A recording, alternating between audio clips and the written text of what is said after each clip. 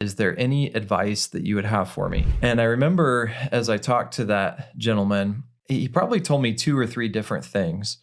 But the one thing that really stood out in my mind that I actually tried to later put into practice was that gentleman said, "Nathan, don't ever be afraid to ask." And he gave me several different situations where maybe he had thought, oh, that'd be a good home to buy. I think of a time when my wife and I were newly married and we lived on a little bit of acreage, but there was somebody that owned more than 12 acres behind us, and it went down to a river. So for us to go down to the river to play in the river with our dogs and so on, we had to cut through that man's acreage. And so I looked it up, I found out who he was, was able to call him up, get him on the phone and just say, hey, if you're ever interested in selling that land, 12.09 acres behind us, I'd be really interested in buying that. And he was actually very nice, I found out. And this property was not probably very valuable to him because it was mainly recreational property because part of it was in a floodplain. And so I just asked, I told him how much we loved the property. And he said, Nathan, you seem like a nice young man. I'm happy for you to walk through my property to get to the river. And yeah,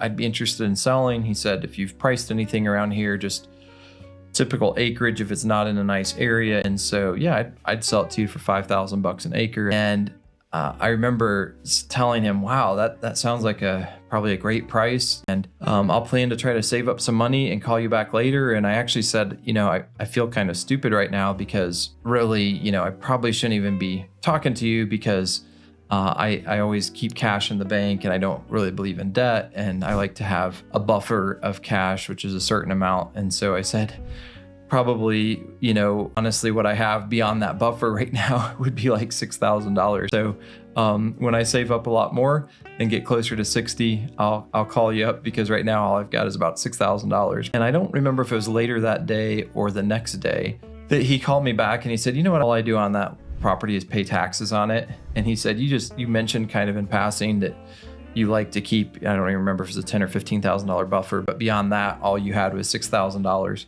which is, $500 an acre for those 12 acres. And he said, I know that this is from a real estate standpoint, this is really stupid of me, but I'm not using the property at all. And you're a really nice guy. I'll sell you the property for $6,000. And it later on down the road, he even offered to pay all the closing costs. So it would be exactly $6,000 for me to buy over 12 acres in Greenville. So don't be afraid to ask.